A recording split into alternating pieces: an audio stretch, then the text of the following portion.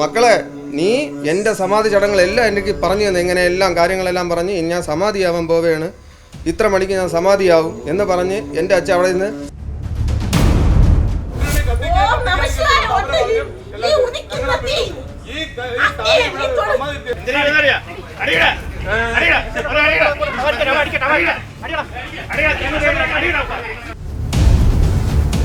ഒരു കാര്യം പറയണം, നിങ്ങൾ മനസ്സിലാക്കണം. ഇത് നിങ്ങൾ ആരെ അറിയിക്കാതെ നിങ്ങൾ ചെയ്തു കളഞ്ഞ് എൻ്റെ അച്ഛനെ മരിച്ചു കീറി നിന്നെയൊക്കെ അകത്താക്കി തരണ കാണിച്ചു തരാമെന്ന്. എൻ്റെ അച്ഛനെ എനിക്ക് കൊന്നിട്ട് എന്താ നേടാൻ? എനിക്കെന്ത് കിട്ടും?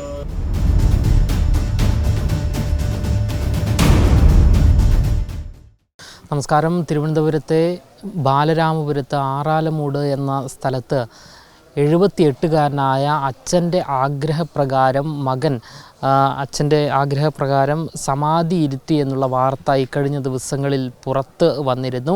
എന്തായാലും നമ്മൾ ആ സ്ഥലത്താണ് നിൽക്കുന്നത്. 78കാരനായ അച്ഛനെ സമാധി ഇരുത്തുകയാണ് മകൻ ചെയ്തത്. എന്തായാലും ഇതുമായി ബന്ധപ്പെട്ട് വലിയ വിവാദങ്ങളാണ് ഉയർന്നു വരുന്നത്.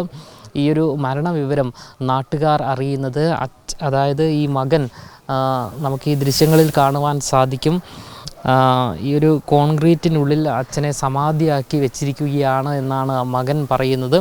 ഈ ഒരു വിഷയവുമായി ബന്ധപ്പെട്ട് ഈ ഗോപൻ സ്വാമി എന്ന 78കാരൻ്റെ മകൻ ഇപ്പോൾ പ്രതികരിക്കുകയാണ്. ഞാൻ പറഞ്ഞില്ലേ, എല്ലാ കാര്യങ്ങളും നമ്മൾ അവരുടെ അടുത്ത് എല്ലാം പറഞ്ഞിട്ടുണ്ട്. അപ്പം നിയമപാലകരുണ്ട്. ആ നിയമപാലകര് എന്താണെന്ന് വെച്ചാൽ അവരുടെ രീതി എന്തരാണോ, അവര് സത്യം പാലിച്ച് എന്താണെന്ന് വെച്ചാൽ ചെയ്യണത് അത് അവർ ചെയ്യും. ഈ നാട്ടുകാർ പറയുന്നതേ അന്നും രാവിലെ അച്ഛനെ കണ്ടിരുന്നു. എങ്ങനെ അച്ഛൻ മരിച്ചു കിടക്കുമായിരുന്നു, അതിനുശേഷമാണ് സമാധിയായത്? അതോ പോയതിനു ശേഷം എങ്ങനെയാണ് സമാധിയായത്?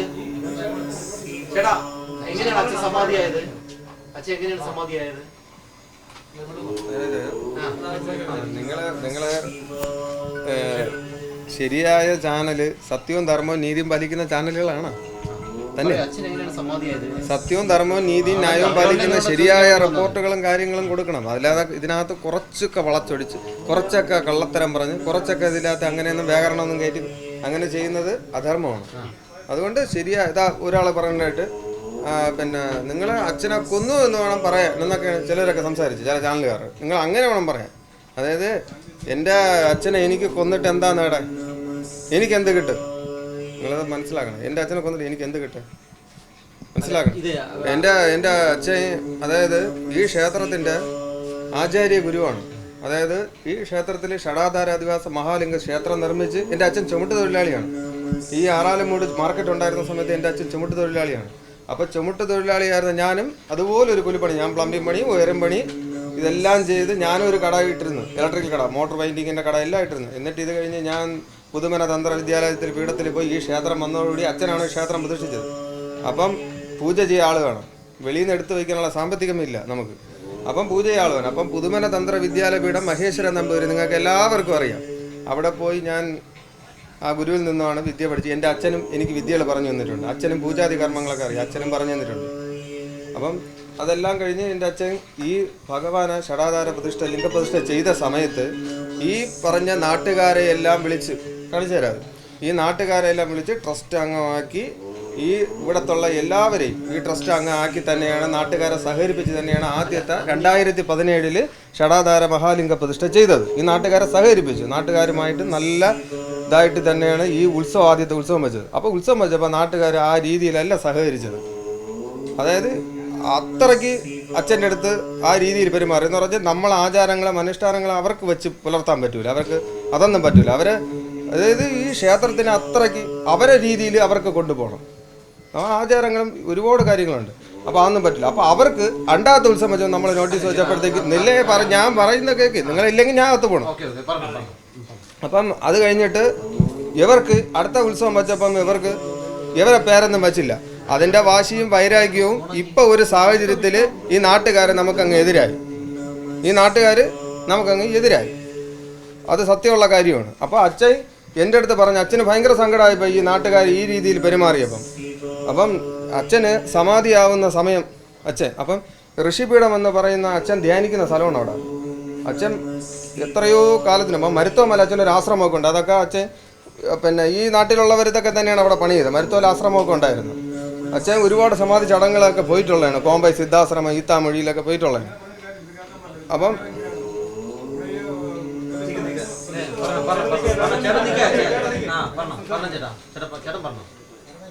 അപ്പം അച്ഛൻ ഒരുപാട് ഈ സമാധി ചടങ്ങുകളും ഈത്താമൊഴിയിൽ സ്വന്തമായിട്ട് മരുത്തോമലയിൽ കോമ്പൈ സിദ്ധാശ്രമമുള്ള ആളായിരുന്നു.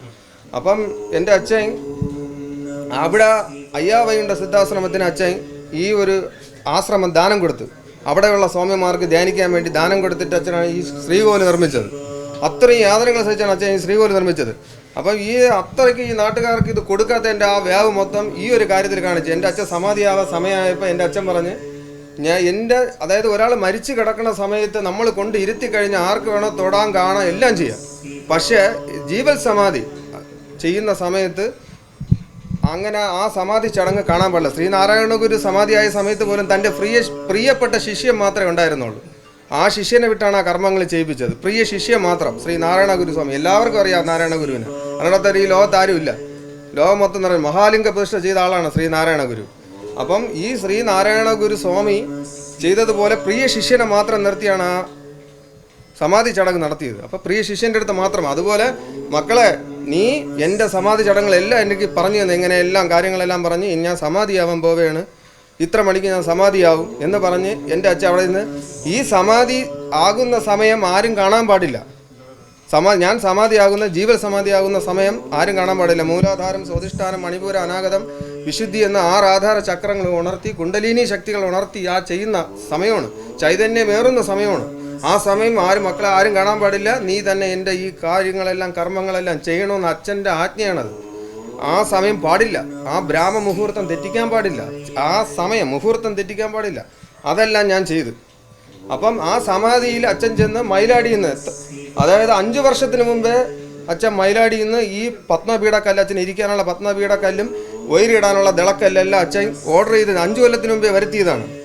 പക്ഷെ വരുത്തിയിട്ട് ഇപ്പോഴാണ് അച്ഛൻ പറഞ്ഞത് ഞാൻ സമാധിയാവാൻ എനിക്ക് സമയമായി എന്ന് പറഞ്ഞ് എൻ്റെ അച്ഛൻ സമാധി ആവാൻ വേണ്ടി അവിടെ ചെന്ന് അച്ഛൻ പത്മാസനത്തിൽ ഇരിക്കുകയാണ്. ആ പീഠത്തിൽ പത്മാസനത്തിൽ ഇരുന്നിട്ട് എന്നെ അനുഗ്രഹിച്ചിട്ട് അച്ഛൻ്റെ ആ യോഗ കലകളെല്ലാം ആ പ്രാണശക്തിയെല്ലാം ഉണർത്തി ഓരോ അനാഗത ചക്രത്തിൽ ഓരോരോ കലകളെ ഉണർത്തി കുംഭകം ചെയ്യും. അതായത് പ്രാണായാമം ചെയ്ത് കുംഭകം ചെയ്ത് ആ ബ്രഹ്മത്തിലേക്ക് ലയിക്കുന്ന സമയമാണ്. ആ സമയം അങ്ങനെ ആരും കാണാൻ പാടില്ല.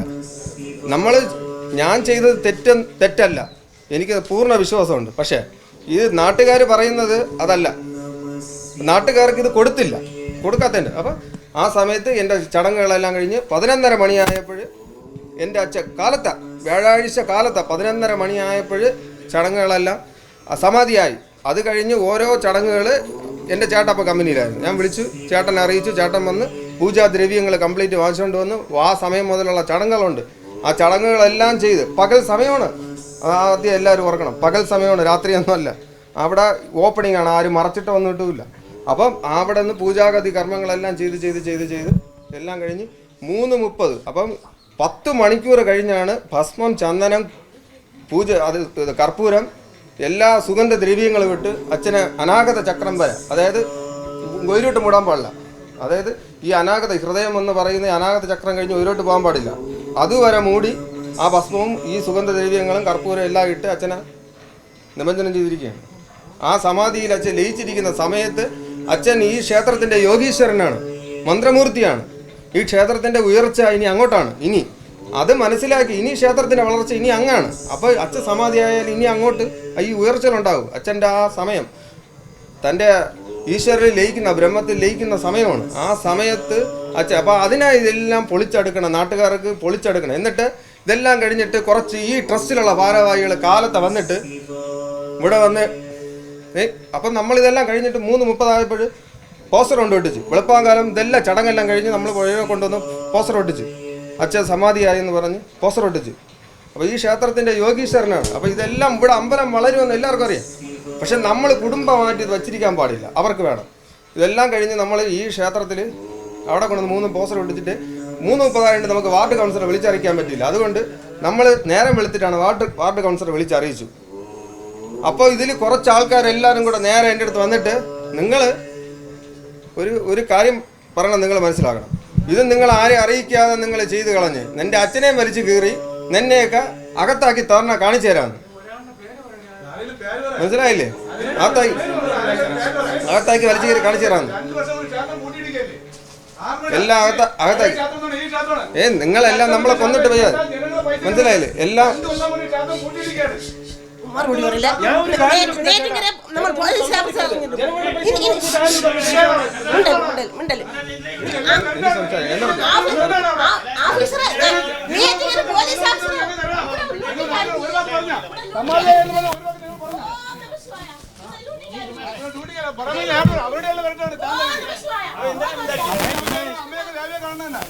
ശരിയല്ല, മര്യാദ സംസാരിക്കും. ഞങ്ങൾക്ക് ശാസ്ത്രം വേണ്ട. അതുകൊണ്ടാണ്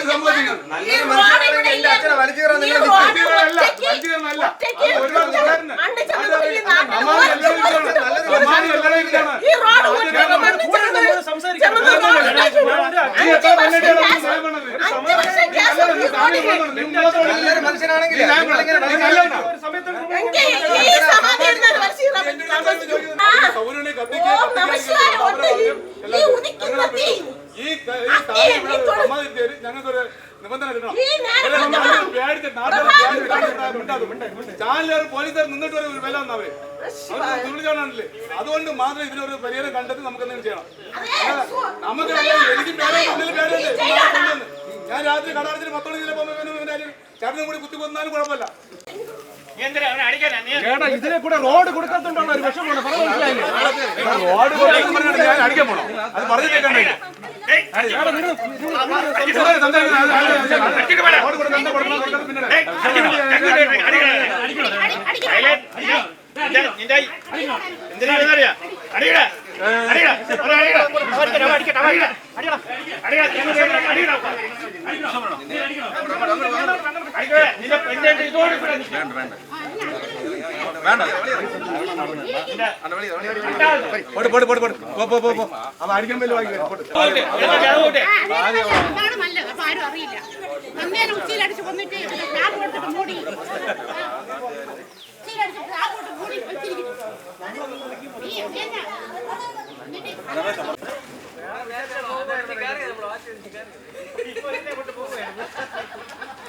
എന്തായാലും BP-ക്കുള്ള ഗുളികയും കഞ്ഞിയും കഴിച്ച് അച്ഛൻ സമാധിയായി എന്നാണ് മകൻ മാധ്യമങ്ങളോട് വ്യക്തമാക്കുന്നത്. എന്തായാലും ഈ ഒരു മരണത്തിൽ നാട്ടുകാർ വലിയ രീതിയിലുള്ള ഗുരുതരമായ ആരോപണങ്ങളും അതുകൂടാതെ നിഗൂഢതകളുമെല്ലാം തന്നെയാണ് ചൂണ്ടിക്കാണിക്കുന്നത്.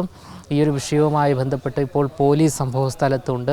കളക്ടറുടെ ഉത്തരവ് ലഭിച്ചാൽ ഉടൻ തന്നെ ഈ അച്ഛനെ ഈ 78-കാരനെ സമാധിയാക്കിയിരുന്ന സ്ഥലം അദ്ദേഹത്തെ പോസ്റ്റ്മോർട്ടം ചെയ്യാനുള്ള ഒരു മൃതശരീരം പോസ്റ്റ്മോർട്ടം ചെയ്യാനുള്ള നടപടിക്രമങ്ങളിലേക്ക് കടക്കുമെന്നാണ് നമുക്ക് മനസ്സിലാക്കാൻ സാധിക്കുന്നത്. ക്യാമറാമാൻ അഖിലിനൊപ്പം അമൽ രുദ്ര, മറുനാടൻ മലയാളി, തിരുവനന്തപുരം.